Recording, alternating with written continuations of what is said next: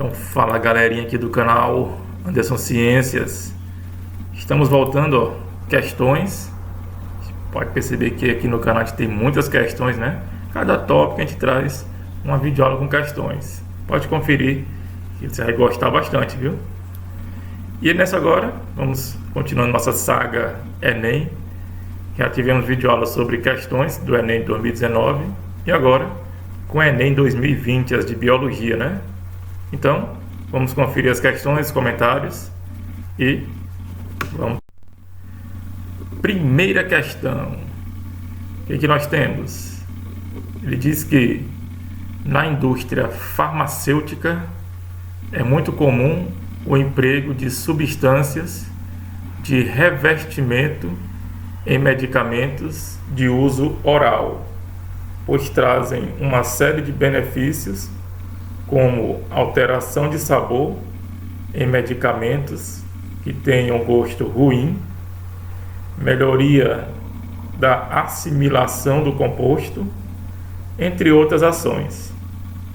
Alguns compostos poliméricos, base de polímeros, à base do polissacarídeo celulose, são utilizados para garantir que o fármaco, a substância, né, somente seja liberado quando em contato com soluções aquosas cujo pH se encontre próximo da faixa da neutralidade, mais ou menos ali próximo a 7, né? Aí ele pergunta qual é a finalidade do uso desse revestimento à base de celulose. Então, você pode perceber que esse texto aqui praticamente se responde, né? Se respondeu. Então, essa substância, esse polímero à base de celulose, faz o que? Um revestimento, né? Ele vai proteger basicamente o princípio ativo, né, do fármaco, proteger ele do pH. A gente sabe que o pH é bastante ácido, né? É ácido no estômago e tem que proteger o medicamento dessa acidez, para que ele atue na faixa da neutralidade. Aí ele quer saber para que eles colocam esse revestimento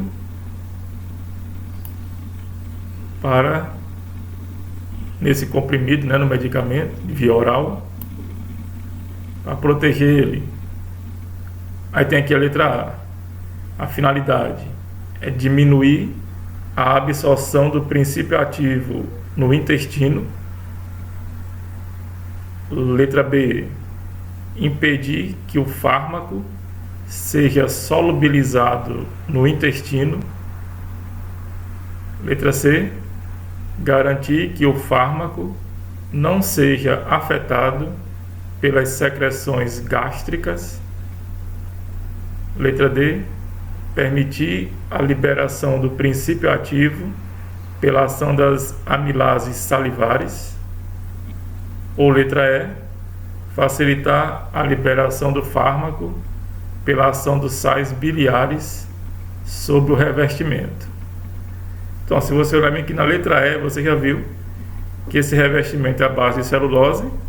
Então, esses sais biliares aqui não vão fazer tanto efeito, né? Que são mais importantes na ação sobre gorduras. A ação da amilase não vai ser bem o objetivo desse revestimento, né?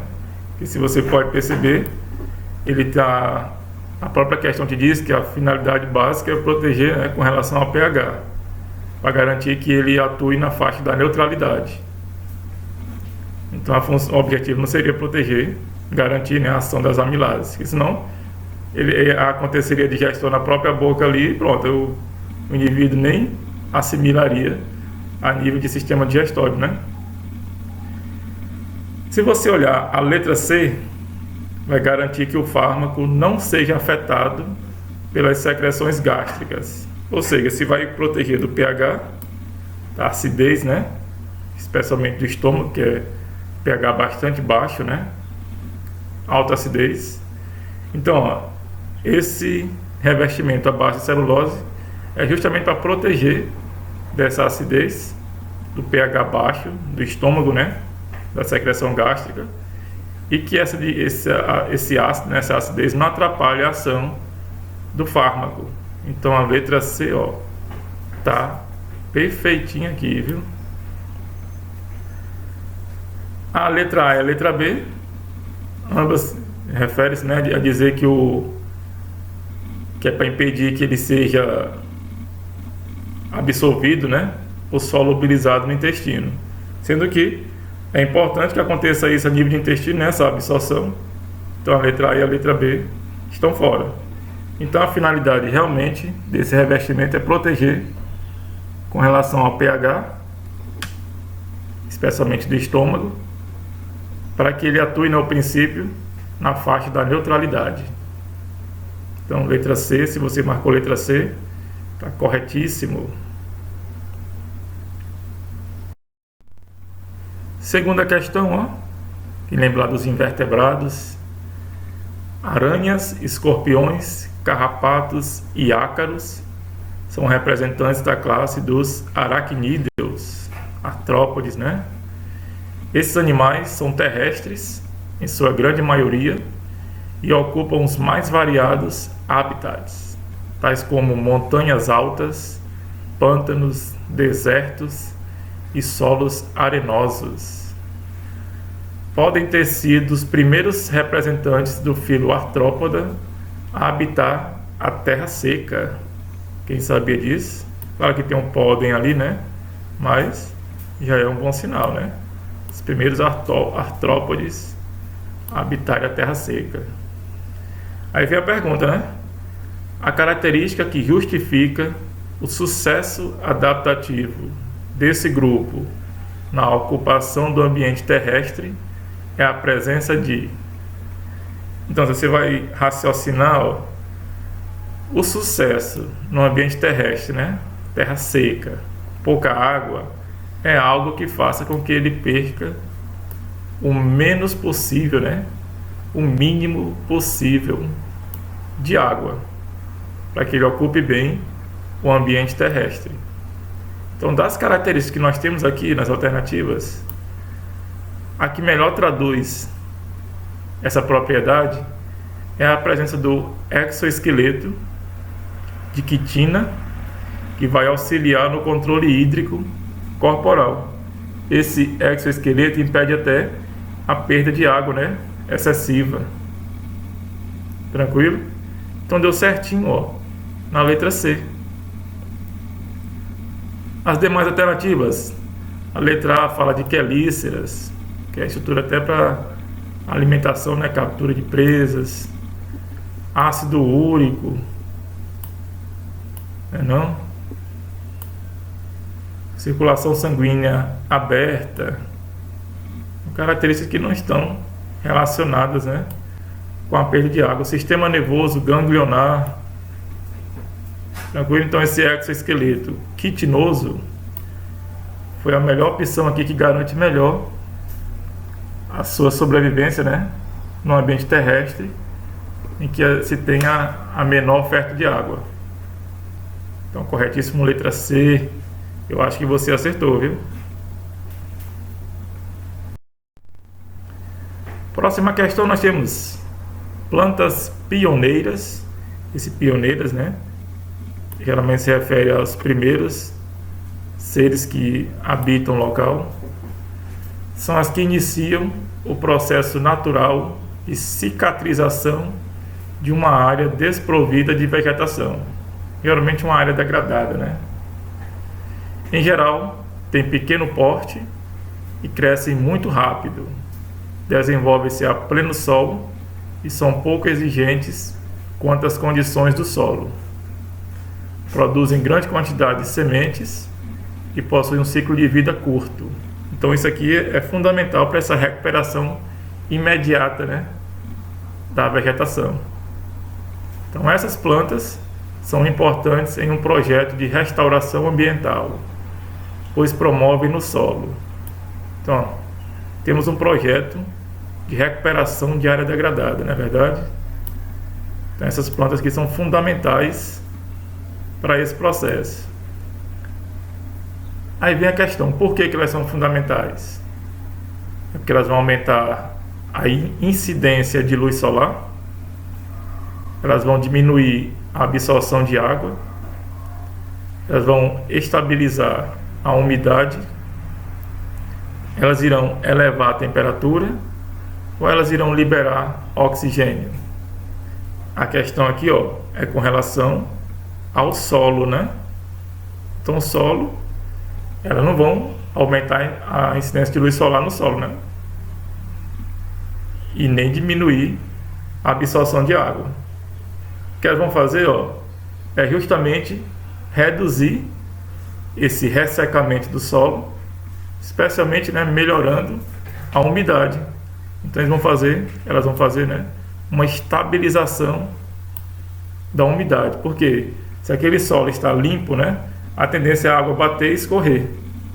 Com essas plantas, especialmente com seu enraizamento, a tendência é uma maior absorção de água pelo solo e maior retenção dessa água. Então a gente vai ter uma estabilização da umidade, evitar justamente esse ressecamento do solo. Então deu certinho também, letra C, né?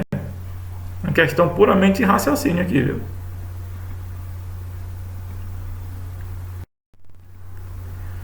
Próxima questão, nós já temos o quê? Um gráfico. Geralmente questões que possuem gráfico, tabela, quadro, elas são bem simples, porque o próprio desenho, né, o próprio quadro, tabela se responde. Então, em uma pesquisa estão sendo testados 5 quimioterápicos quanto à sua capacidade antitumoral e a capacidade de atuar contra tumores. No entanto, para o tratamento de pacientes, sabe-se que é necessário verificar também o quanto cada composto agride células normais. Ou seja, ele tem a capacidade, né, antitumoral, mas tem que ver também o grau de ação, né, sobre as células normais. Que consequências pode trazer também sobre as células normais. Para o experimento, partiu-se de cultivos de células tumorais. Essas células tumorais, elas vão estar representadas pelas colunas escuras. Atente bem para isso aqui, viu? Eu fico riscando aqui as palavrinhas-chave, né? Você pode fazer também com lápis, quando você estiver fazendo a questãozinha. E também temos as colunas das células normais. Beleza? Essas células normais serão representadas pelas colunas claras, com o mesmo número de células iniciais, viu? 2 grupos controle não receberam os quimioterápicos. Que nós temos aqui o grupo controle das células tumorais, que a gente vai chamar de CT, e das células normais, a gente vai chamar de CN. Grupo controle que não recebeu quimioterápico, é só um grupo de comparação. E as colunas 1, 2, 3, 4 e 5 correspondem aos grupos tratados com os 5 compostos. Aí o número de células viáveis, beleza? Seria células que sobreviventes, né? Após o tratamento está representado pelas colunas. Então nessas colunas aqui nós temos o número de células que não foram afetadas, né? Que sobreviveram. Aí ele pergunta qual quimioterápico deve ser escolhido para o tratamento desse tipo de tumor. Lembrando que nós temos aqui, CT, que é o grupo controle, né, das células tumorais, aqui CN, grupo controle das células normais. Então, esse é o grupo que a gente usar como comparativo.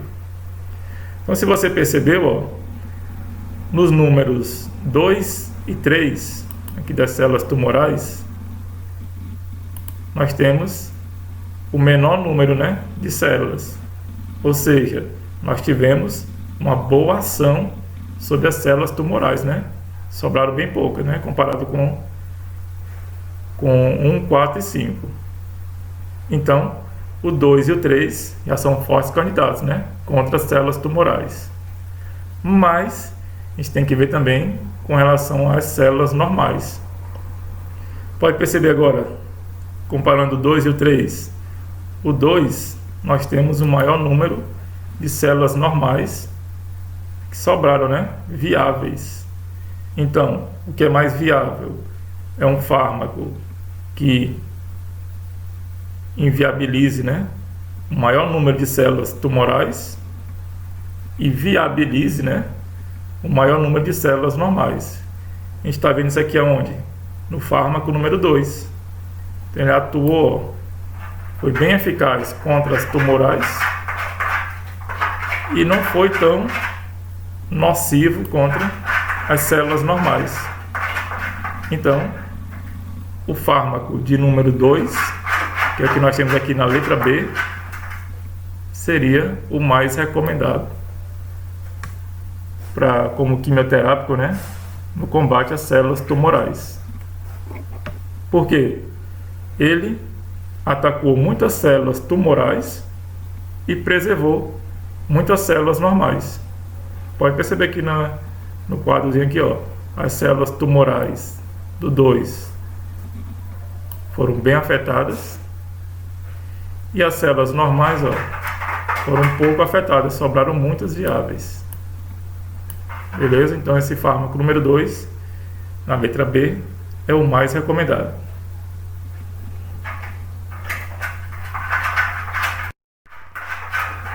Próxima questão, ó, questão 5, é a quinta questão aqui, galera.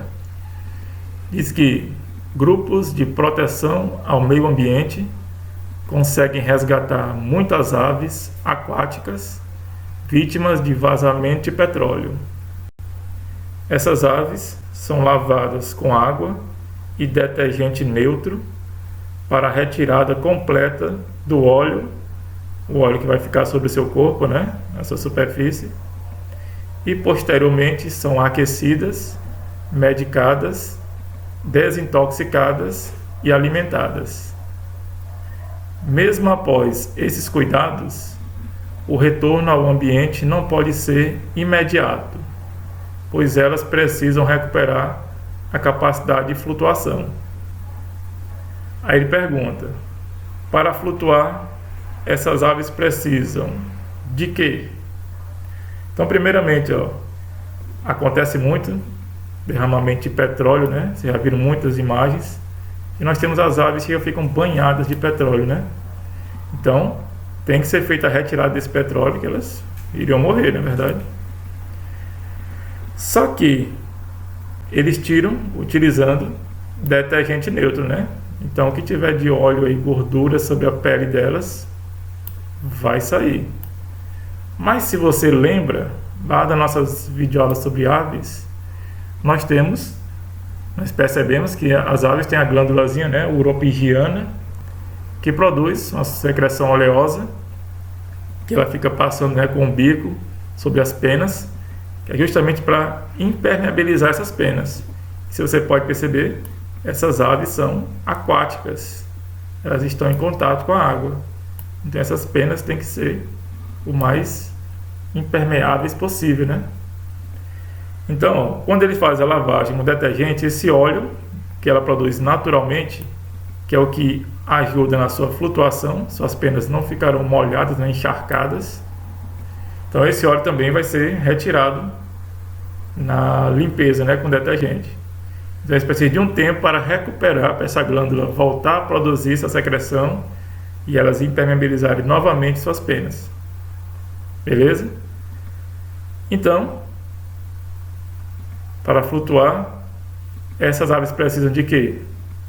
Recuperar o tônus muscular, restaurar a massa corporal, substituir as penas danificadas, restabelecer a capacidade de homeotermia ou refazer a camada de cera que impermeabiliza as penas.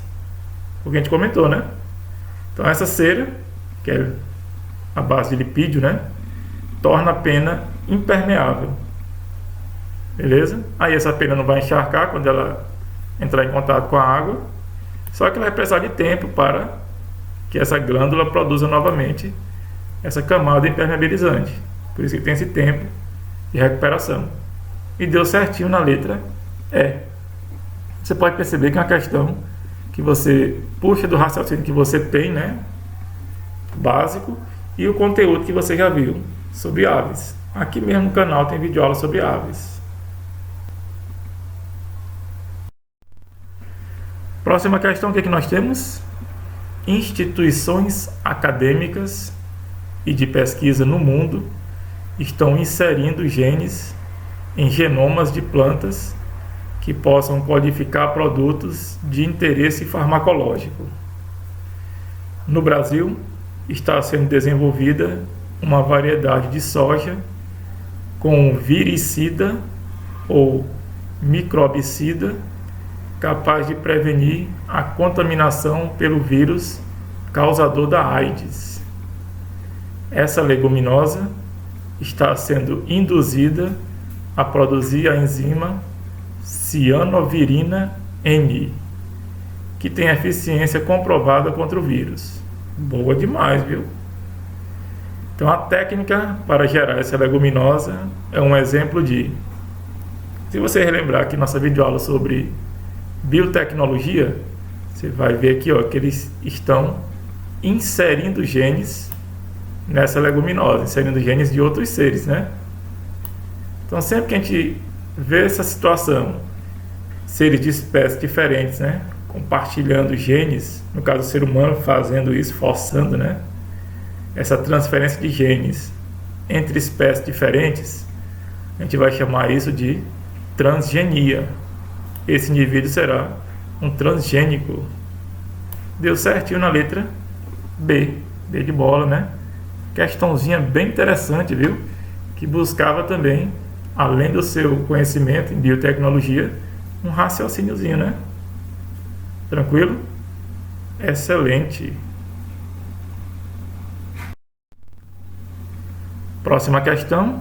Nós estamos falando aqui, ó, de alelos múltiplos em genética, na verdade. O que é que nós temos? Uma população encontra-se em equilíbrio genético em relação, né, ao sistema ABO. Você lembra bem do sistema ABO, né? Temos vídeo aula aqui no canal também sobre isso aí, alelos múltiplos, tranquilo? Em que 25% dos indivíduos pertencem ao grupo O e 16% ao grupo A, só que A homozigoto, né?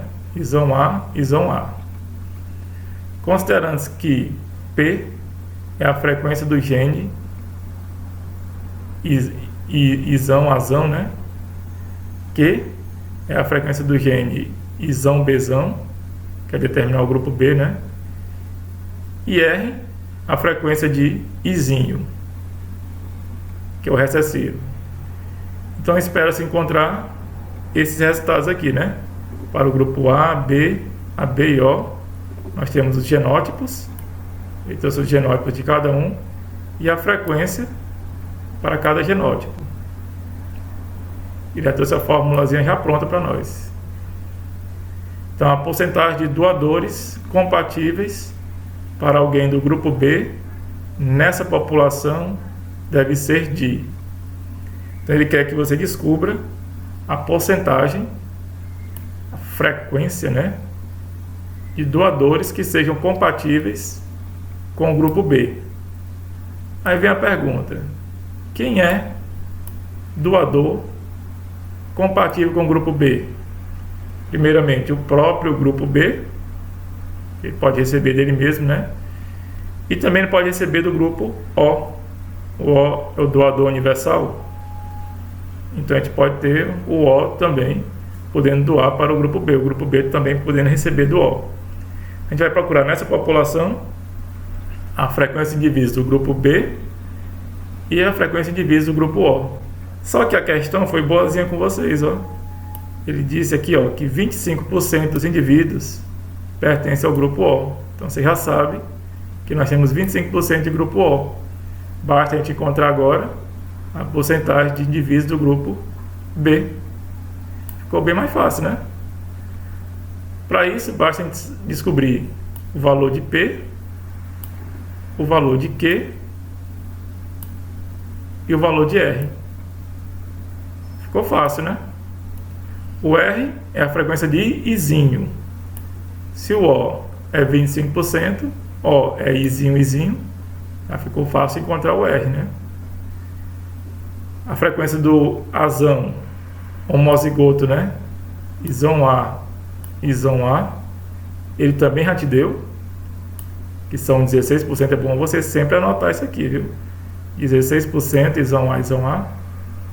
Então bora descobrir a frequência do grupo B, né? Como é que a gente poderia fazer isso? Mais ou menos assim, né? A gente vai jogar o jogo dele, né? Ele disse que a frequência de O, que é Izinho, é R ao quadrado. Então vamos lá, né? R ao quadrado vai ser o que? Frequência de O, que a questão já deu, que é 25%. 25% é a mesma coisa de 0,25. R ao quadrado, né? Para eu saber o valor de R, é a raiz quadrada de 0,25. E a raiz quadrada de 0,25 é igual a 0,5. Então descobri que R é igual a 0,5. Para eu saber a frequência de P, P vai ser o quê?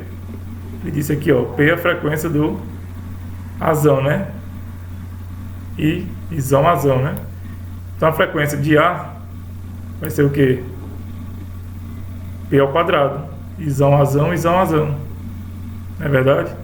A questão te disse, ó, o Izão Azão é 16%.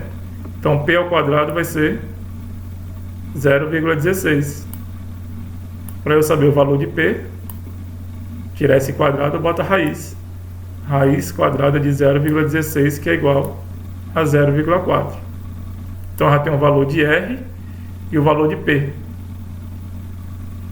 Sendo que, se eu somar P mais Q mais R, eu vou ter 100%, não é verdade? Que equivale a 1. Então P, já sei que é 0,4. R, eu já sei que é 0,5. O que? O que eu vou encontrar agora? O que vai ser o que? 1, que somando tudo dá 100%, né? 1 menos 0,4 mais 0,5 dá 0,9. Ele vai para o outro lado da igualdade com o sinal mudado, né? Então vai ser 1 menos 0,9. Então agora eu sei que Q é igual a 0,1. Beleza?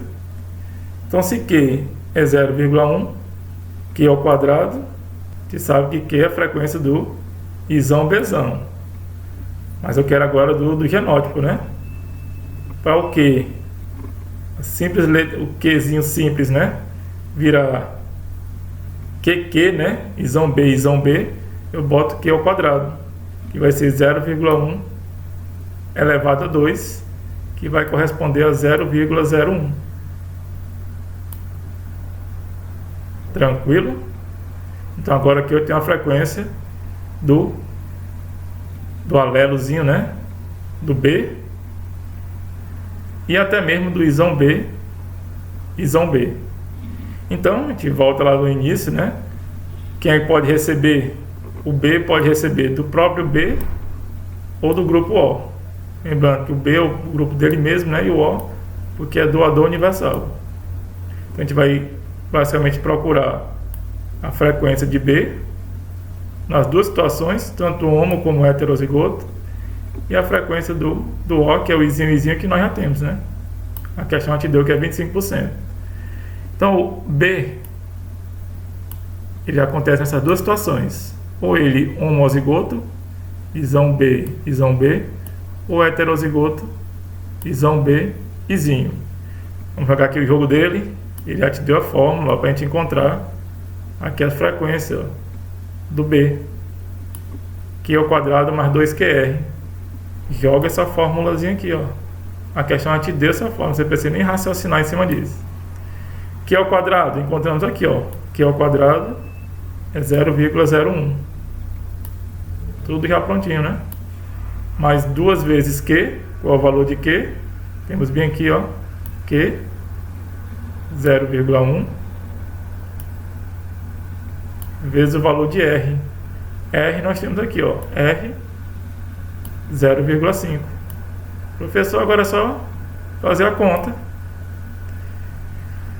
Então 0,01 mais essa sentença aqui, né? 2 vezes 0,1 vezes 0,5 dá 0,1. Então somando 0,01 mais 0,1 nós teremos 0,11, que é a mesma coisa de 11%. Então já tem a frequência do grupo B nessa população aqui. Então já tem a frequência do grupo B, que é 11%. E a questão já te deu a do grupo O, que é de 25%. Só que ele não vai receber ao mesmo tempo o grupo B e o grupo O, né? Ele pode receber do grupo B ou do grupo O. Aí você vai lembrar, a frequência de B, 11%, e a de O, 25%. Só que ele vai receber B ou O. Esse O já te dá a ideia de soma, né? Então vai ser a frequência de B, que é de 11%, mais a frequência de O, que é 25%. Somando, nós teremos 36%, que é a porcentagem de doadores compatíveis para o grupo B, que seria o B ou O, sendo que o B pode ser homozigoto ou heterozigoto. Professor, onde está essa alternativa aí com 36%? Olha aqui, ó, letra D de dado. Fala, professor, é muito cálculo, mas você é fera, você é bom em matemática também. Tranquilo? Próxima questão, ó, dá uma folguinha no cálculo, né? Uma população em um momento A sofre isolamento em 2 subpopulações, que é o momento B, por um fator de isolamento, que ele vai chamar de 1. Passado um tempo, essas subpopulações apresentam características fenotípicas e genotípicas que as distinguem, que é o momento C, representadas na figura pelas tonalidades de cor. Temos uma mais escura aqui, né, nos momentos C, e outra um pouquinho mais clara. O posterior desaparecimento do fator de isolamento, que ele chamou de I, né, pode levar no momento D às situações D1 e D2. Então, a representação indica que no momento D dessa situação, o que acontece? Então, se você perceber que no momento D, ó, nós já temos praticamente 2 populações, né? Nós temos aqui em D1, temos essa populaçãozinha aqui, né, de uma espécie, e essa aqui de outra. Então, se você percebeu, nós já temos 2 espécies novas a partir de um isolamento geográfico. Então, esse isolamento, que foi geográfico, resultou em um isolamento reprodutivo. Isso aqui, ó, temazinho básico da especiação, não é verdade? Então, ó, em D1, quem está vendo aqui, ó, essas 2 espécies já estão separadas, isoladas reprodutivamente. Então a gente vai encontrar isso aqui belezinha na letra C. Em D1, ó, nós já temos 2 populações separadas por isolamento reprodutivo. Então são duas espécies diferentes. Então deu certinho, letra C, né? Então em D1, tendo acontecido o isolamento reprodutivo, após o isolamento geográfico nós teremos duas espécies.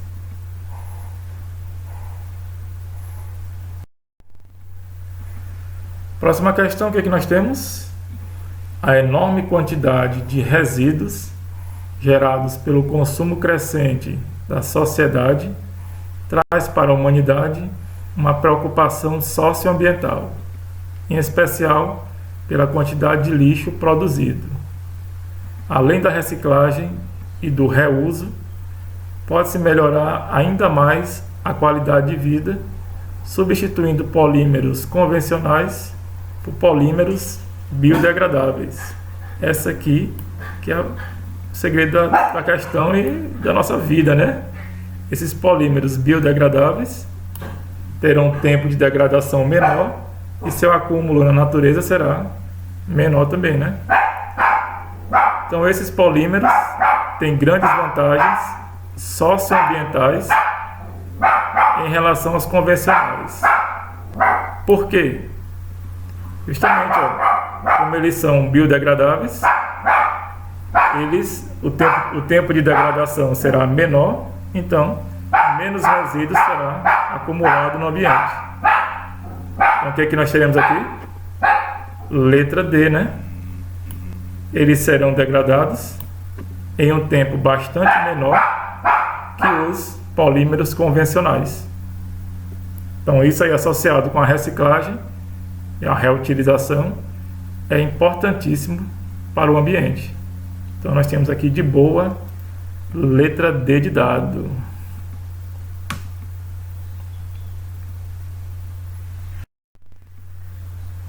Próxima questão, ó.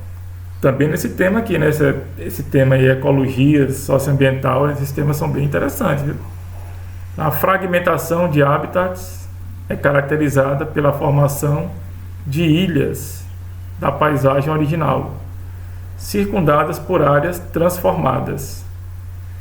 Esse tipo de interferência no ambiente ameaça a biodiversidade. Imagine que uma população de onças foi isolada em uma mata pequena. Elas se extinguiriam mesmo sem terem sido abatidas, especialmente pela falta, né, de alimento e essa alteração na cadeia alimentar. Diversos componentes da ilha de habitat, como o tamanho, a heterogeneidade, o próprio entorno, sua conectividade e o efeito de borda, são determinantes para a persistência ou não das espécies originais. Aí ele quer saber uma medida que auxilia na conservação da biodiversidade nessas ilhas seria o quê? Então você pode perceber que nós temos ilhas, regiões, né? Imagina aí que os governantes preferiram fazer pontos, né? Áreas de preservação.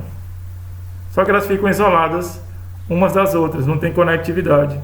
Falta conexão entre essas ilhas. O que a gente pode fazer para melhorar isso aí, né? Seria a construção de corredores ecológicos, que nós temos aqui na letra C. Esses corredores ecológicos são trechos, né, que permitiriam a comunicação entre esses habitats fragmentados. Nós teremos o que? Áreas contíguas, né? Então teria essa comunicação e as espécies não ficariam isoladas e não afetaria tanto essas cadeias alimentares. Então, ó, deu certinho aí na letra C, né? Beleza?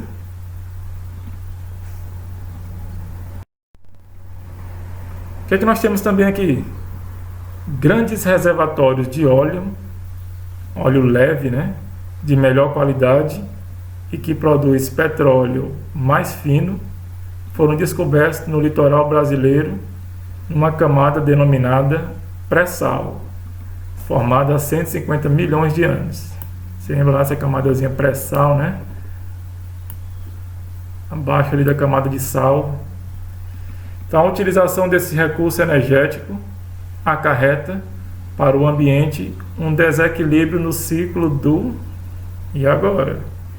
Qual ciclo será desequilibrado com a retirada desse petróleo aí do pré-sal?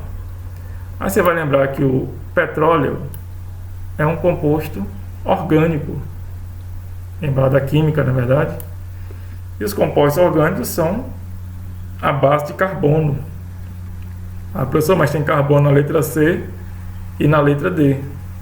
Só que se você percebeu, esse carbono que está no petróleo é um carbono que deveria ficar lá nas profundezas, né? Subsolo. E o ser humano está retornando esse carbono para a superfície. Então está tendo alteração nesse ciclo do carbono. Então isso vai dar certinho em que letra? Letra D de dado. Altera o ciclo do carbono devido à liberação das cadeias carbônicas aprisionadas abaixo dos sedimentos. Então esse carbono deveria estar aprisionado ali, mas ele está retornando à superfície e alterando o ciclo do carbono. Então deu certinho na letra D de dado. Tente agradar atenção. A aula ficou um pouquinho extensa, né? É porque são muitas questões e tem que fazer a explicação de cada uma, né? Então, mais informações, procura a gente aqui no Instagram, canal Anderson Ciências. Procura mais aula aqui no nosso canal e se inscreve, né? Deixa o like e assista quantas vezes puder, viu?